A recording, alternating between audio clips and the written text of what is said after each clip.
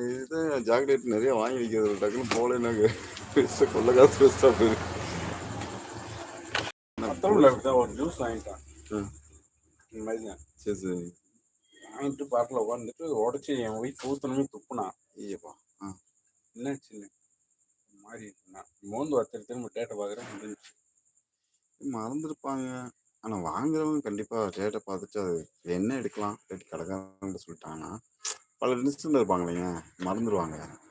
அது பார்க்குறவங்க தான் இது லாஸ்ட் கட்டத்தில் இல்லை காசு கொடுக்குறவங்க கையில் தான் வந்துருச்சு எல்லாமே.